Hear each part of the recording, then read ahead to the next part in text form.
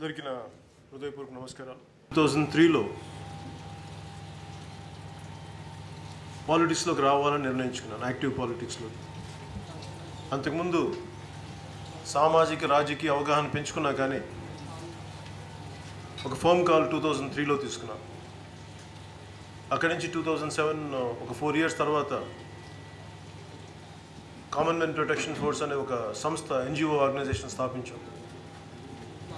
ఆ తర్వాత మిగతా పొలిటికల్ డెవలప్మెంట్స్ వల్ల దాని కార్యకలాపాలు ఆపేయాల్సి వచ్చింది. కానీ అదే ఆశయాలతోటి, అదే కమిట్మెంట్ తోటి జనసేన మళ్ళీ 2014లో ముందుకు వచ్చింది. స్టార్ట్ చేసిన తర్వాత ఎందుకు నేను కంటెస్ట్ చేయలేదు, దీని అన్నిటికీ చాలా ప్రత్యేక అన్నిటికీ కారణాలు ఉండే చేశాను. అన్నిటికీ కారణాలు ఉన్నాయి. ఎందుకంటే ప్రస్తుతమైన సమకాలీన పరిస్థితుల్లో ఒక ఓన్లీ కొద్ది మంది చేతుల్లోనే పార్టీలు ఉండి, కొన్ని కుటుంబాల చేతిలోనే రాజకీయాలు ఇమిడిపోయి, అది రాష్ట్ర స్థాయి నుంచి కావచ్చు, జిల్లా స్థాయి నుంచి కావచ్చు, గ్రామ స్థాయి నుంచి కావచ్చు, కేవలం కొద్ది మంది చేతుల్లో ఉండిపోవటం వల్ల ఆ గ్రోత్ కానీ, ఆ డెవలప్మెంట్ కానీ, ఆ పాలసీస్ కానీ అందరికీ చేరకపోవడంలో విపరీతమైన అసమానతలు ఉన్నాయి. అంటే కేవలం అధికారం, అండదండలు ఉన్న వాళ్ళకే తప్ప అందరికీ న్యాయం జరగట్లేదు అన్న ఆవేదన వీటన్నిటి నుంచి పుట్టింది CPF అనేది. అంటే కేవలం వాళ్ళ దాంట్లో భాగస్వామ్యం అయితే తప్ప న్యాయం జరిగిన పరిస్థితి ఉంది. సో వీటన్నిటిని దృష్టిలో పెట్టుకొని నేను చాలా బలమైన భావజాలంతో, సాధన చేసిన భావజాలంతో, అరువు తెచ్చుకున్న భావజాలం కాదు, వీటన్నిటిని దృష్టిలో పెట్టుకుని నేను CPF స్టార్ట్ చేశాను. ఒక సగటు మనిషికి, ఒక మధ్యతరగతి వాళ్ళకి, అణగారిన వర్గాలకి బలమైన గొంతు లేదు. కేవలం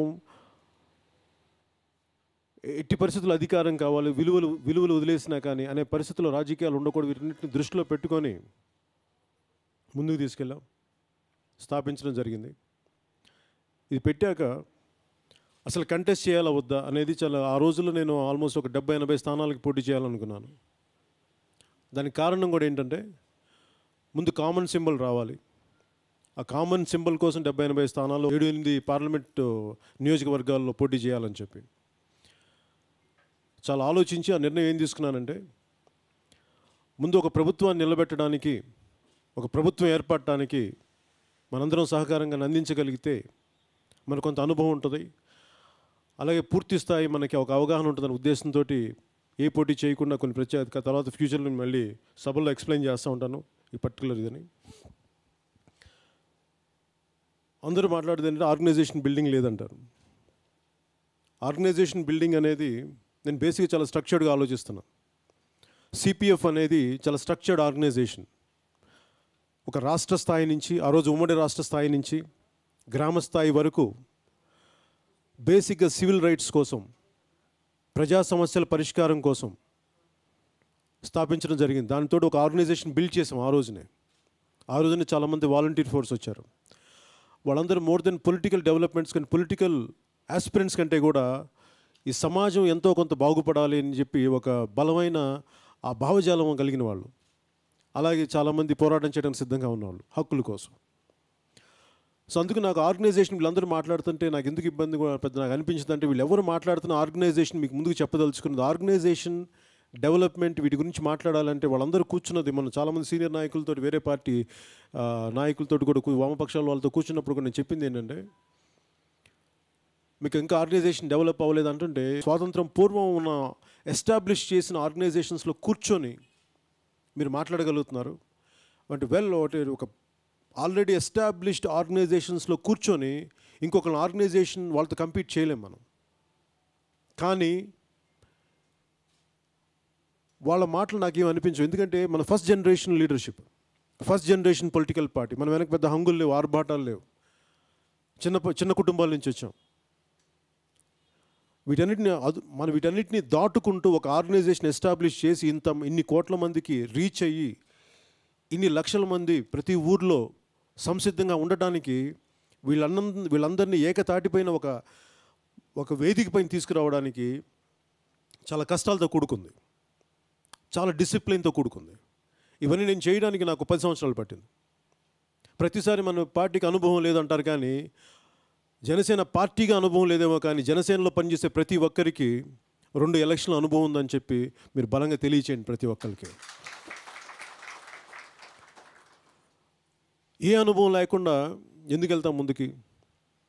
నేను 2009లో ఒక ఎంపీగాను ఒక ఎమ్మెల్యేగాను కంటెస్ట్ చేసేవాడిని. నేనేమనుకున్నానంటే అన్నిటికంటే కూడా ప్రజాక్షేత్రంలో సమస్యలు తెలుసుకోకుండా, అవగాహన తెలుసుకోకుండా, రాజకీయ పరిస్థితులని నేను ఒక ఎమ్మెల్యే ఎంపీగా అయిపోతే నేర్చుకునే అవకాశం కోల్పోతానని చెప్పి ఆ రోజు నేను పాల్గొనలా. 2014లో నేను కంటెస్ట్ చేసి ఎంతసేపు నా గెలుపు కోసం, నేను పెట్టుకున్న నించున్న అభ్యర్థుల గెలుపు కోసం ఉంటాను తప్ప ఒక భావజాలాన్నో, ఒక పార్టీకి ఒక ప్రభుత్వం ఏర్పరచడానికి కీలక పాత్ర వహించిన అవకాశం కోల్పోతామన్న ఉద్దేశంతో నేను పోటీ చేయలేదు. ఎందుకంటే ఈ అనుభవాలన్నీ మనకు చాలా కావాలి భవిష్యత్తు కోసమని.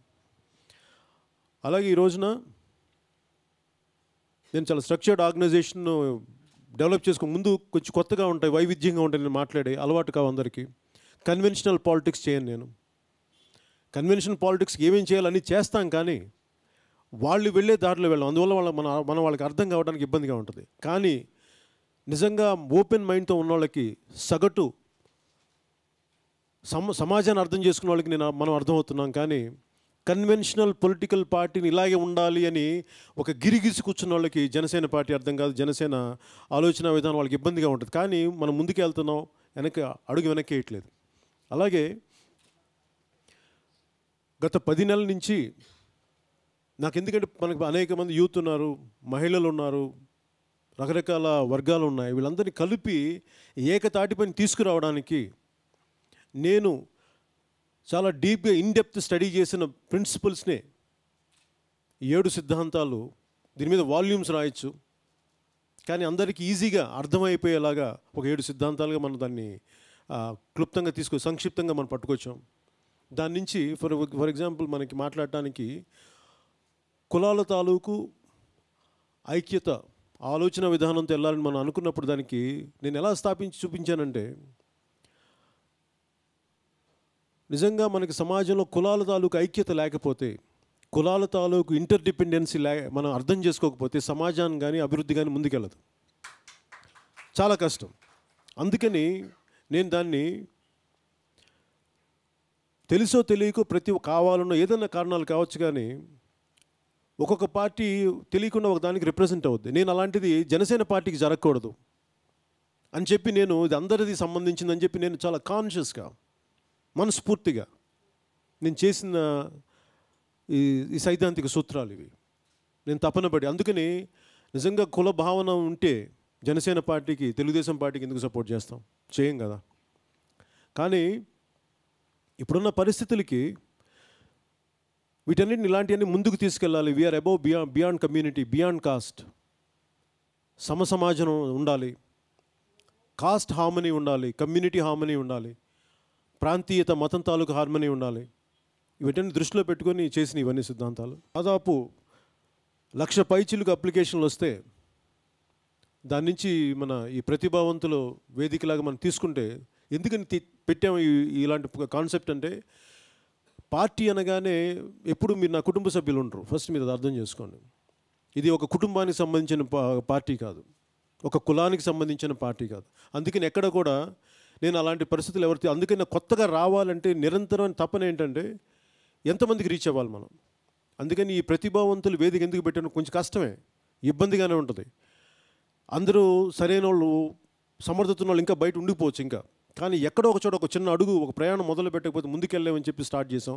ఈరోజు చాలా బలంగా ప్రతి జిల్లాలో కొన్ని వేల మంది బలమైన ఒక మేధస్సుతో కూడిన కార్యకర్తలు ఉన్నారు, పార్ట్నర్స్ ఉన్నారు మనకి పార్టీని ముందుకు తీసుకెళ్ళడానికి. సో దీంట్లో భాగంగా ఒక 10 నెలల క్రితం నేను ఒక ఆర్గనైజేషన్ హైర్ చేశాను. మనం ఇంతమందిని సమకూర్చుకున్నాం, ఇంతమంది జనాభా ముందుకు వచ్చారు. దీనికి ఒక ప్రొఫెషనల్ హెల్ప్ కావాలి, ఎందుకంటే నేను ఒక్కడిని చేస్తుంటే సరిపోవట్లేదు, నాకున్న కొద్దిమంది చేస్తుంటే సరిపోవట్లేదు అని చెప్పి దేవ్ అని చెప్పి ఈయన మీ పరిచయం చేస్తున్నాను. అంటే ఆర్గనైజేషన్ ఇప్పుడు దాకా మనం ఫామ్ చేసిన దగ్గర నుంచి ఇక దీన్ని ఎలక్షన్స్ అయిపోయే వరకు, ఎలక్షన్స్ తర్వాత పార్టీని స్టెబిలైజ్ చేసే వరకు ఆయన సర్వీసెస్ తీసుకోవడం జరిగింది. అంటే మనం మీకు చెప్పదలుచుకుంది, నేను ఎప్పుడు కూడా కొద్ది స్థానాల్లో పోటీ చేస్తానని నేను ఇప్పుడు ఎవరికి ఒక్కరికి కూడా చెప్పలా. అది వాళ్ళు ఊహించుకున్న కథలు, వాళ్ళు ఊహించుకున్న ఊహలు. మనం 2019కి 175 స్థానాల్లో ఖచ్చితంగా పోటీ చేస్తాం.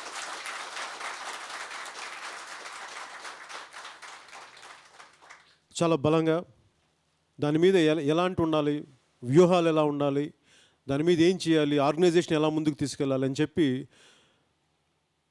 దేవ్ గారు, నేను వారి టీం, అంటే మనకి దీని వెనుక 1200 మంది పైచిలకు వాలంటీర్స్ పనిచేస్తూ ఉన్నారు ఇప్పటికే ప్రతి జిల్లాలోనూ, ప్రతి నియోజకవర్గంలోనూ.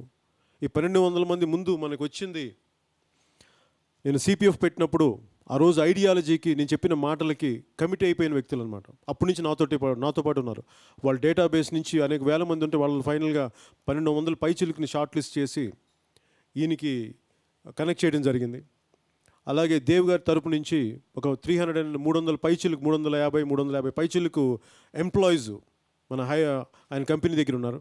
350 మంది ఎంప్లాయీస్తో సహా ఈ 1200 మంది కలిపి 2019 ఎలక్షన్స్కి పోటీ చేయడానికి బూత్ స్థాయి కమిటీల దగ్గర నుంచి రాష్ట్ర స్థాయి వరకు, అలాగే రాష్ట్ర స్థాయి లీడర్షిప్ నుంచి ప్రతి జిల్లా స్థాయికి, మండల స్థాయికి, గ్రామ స్థాయికి ఎలా వెళ్ళాలి, ఎలక్షన్స్ ముందు ఎలా ప్రిపేర్ అవ్వాలి, ఎలక్షన్స్ ఎలా ప్రిపేర్ అవ్వాలి, ఎలక్షన్స్ తర్వాత పార్టీని సస్టైన్ చేయాలి అంటే ఎలా చేయాలి, వీటన్నిటిని దృష్టిలో పెట్టుకొని ఆయన ఒక బలమైన ప్రణాళిక రచించడం జరిగింది, ప్రాపర్ ప్లానింగ్ తోటి. ఇది ఆయన చెప్పే మాటలు మీకు అందరికీ మీకు అర్థమవుతాయి. ఏదైనా డౌట్స్ ఉంటే మీకు లేటెస్ట్ స్టేజెస్లో మీరు ఆయన ఇంటరాక్ట్ అవుతారు, ఆయన గ్రూప్ ఆఫ్ పీపుల్. అలాగే పార్టీకి కొత్త రక్తం ఎంత అవసరమో ప్రతి రాష్ట్ర స్థాయిలో కానీ, ఇంకా అంతకుమించి పెద్ద స్థాయిలో కానీ, జిల్లా స్థాయిలో కానీ అనుభవజ్ఞులు కూడా అంతే అవసరం. అలాగే వీటన్నిటిని దృష్టిలో పెట్టుకుని ఒక సమగ్రమైన ఆలోచన, ఒక ప్లానింగ్ తీసుకున్నాం. దాన్ని దేవి గారిని వీళ్ళందరినీ మీకు ఒకసారి పంచుకోమని చెప్పి నేను మనస్ఫూర్తిగా కోరుకుంటాను. Good morning, friends. Good morning, friends. Right. So my name is Dev, and I've been working with few parties around the country and even on an international level with the party for the last 10 years. I have an experience of over a decade in electioneering and campaigning and all such things and strategies and all. I hope you can hear me, right, everybody? I'm not that good in Telugu, I can speak, but not that good. I'll use here and there, right? So I've been interacting with him since last 10 months, and we have been strategizing a few points. Friends, one thing I would like to tell you, that we are fortunate enough to have a leader. I've met many political leaders around the country, even on an international level, few of them. We are fortunate enough to have a leader who has a great vision. Many of us, even the seasoned politicians, think that there is some gap over there, but really speaking, he has a very strong strategy, a vision, a roadmap to get Janasena into power in 2019. I have been a strong witness to it at every stage, how to empower the cadre, how to empower the sections of the society and all. He has it. Friends, one thing let me tell you, our leader strongly believes one thing, that democracy is not a privilege of few communities to rule. 2-3 communityల గుత్తాధిపత్యం కాదు, అది అందరిది. So what he strongly feels is everybody in democracy has a right to participate. And all of you, in the initial stage I'm telling you, anybody, whether there is an issue on a booth level or an assembly constituency level or a parliament constituency level or a state level, go ask the question.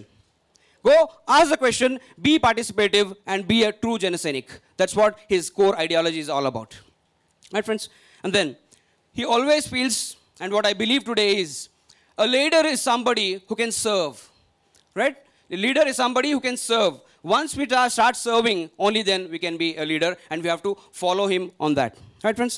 So here, friends, let me tell you, the strategy of this party, I will be helping you throughout from now till the date of election, and even after the result, when we really come into power, even then, I'm here. So, నాకు మీ అందరి Dev presentation మీకు నచ్చిందని అనుకుంటున్నాను.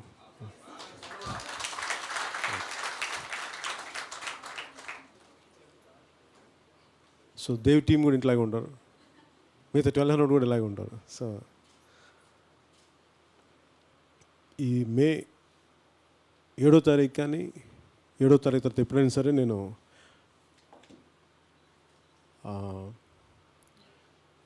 ముఖ్యంగా 2 స్టేట్స్కి సంబంధించి major focus Andhra Pradesh మీద ఉన్నా కానీ తెలంగాణకు సంబంధించినంత వరకు తెలంగాణ రాష్ట్రానికి సంబంధించినంత వరకు ప్లానింగ్ ఏంటంటే ముందు క్యాడర్ బిల్డింగ్ మీద ఫోకస్ చేస్తున్నాం, లీడర్షిప్ బిల్డింగ్ మీద. ఇప్పుడు క్యాడర్ బిల్డింగ్ జరుగుతూ ఉంది, లీడర్షిప్ బిల్డింగ్ నెక్స్ట్ స్టెప్ తీసుకుపోవాలా. ఒక 3 months తర్వాత తెలంగాణకు సంబంధించినంత వరకు జనసేన పార్టీ ఎలా కంటెస్ట్ అయిపోతుంది ఏంటి అనేది ఓన్లీ ఒక 3 నెలలు, అంటే కరెక్ట్ చెప్పాలంటే ఇది మే కాబట్టి జూన్ జూలై ఆగస్ట్లో, మిడ్ ఆఫ్ ఆగస్ట్లో మన తెలంగాణకు సంబంధించిన ప్లాన్ ఒకటి క్లారిటీ వస్తుంది.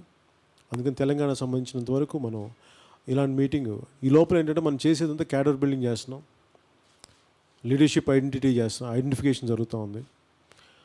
అలాగే ఎలా పోటీ చేయాలి, ఎక్కడ పోటీ చేయాలి, ఎప్పుడు పోటీ, వీటన్నిటి మీద మటుకు ఆగస్టులో ఒక స్పష్టమైన క్లారిటీ తెలంగాణకు సంబంధించినంత వరకు ఇస్తాను. అలాగే రోడ్స్ మీద ఇప్పుడు మనకి ఎలక్షన్స్ తిరగడానికి ఫస్ట్ సమస్యను అర్థం చేసుకోవడానికి, స్పెషల్ కేటగిరీ స్టేటస్ మీద మన విధి విధానాలండి ప్రజలకు ఎలా తీసుకెళ్ళాలి, వీటన్నిటి మీద, విభజన హామీల మీద ఈ 7వ తారీఖు కానీ మ్యాక్సిమం 10వ తారీఖు లోపు 10 కానీ 11 కానీ నేను ఒక ఊరికి వస్తాను, అక్కడి నుంచి అనౌన్స్ చేస్తాను. అక్కడి నుంచి నెక్స్ట్ 48 అవర్స్లో ఒక 6-7 జిల్లాలు అనుకున్నాను. ఆ 6-7 జిల్లాల్లో ఏ జిల్లా నుంచి ప్రారంభిస్తానది ఇంకా నేను మనసులో అనుకుంటా ఉన్నాను. అది చెప్పగానే నాకు ఒకళ్ళు మీ జిల్లా అయితే నాకు ఖచ్చితంగా నాకు మీ సపోర్ట్ అండ్ సహకారం కావాలి. బిట్వీన్ 9th and 11th లోపు క్లారిటీ ఇస్తాను ఏ జిల్లా నుంచి జనసేన ప్రజల మధ్యలోకి వెళ్ళబోతుంది అనేదాన్ని.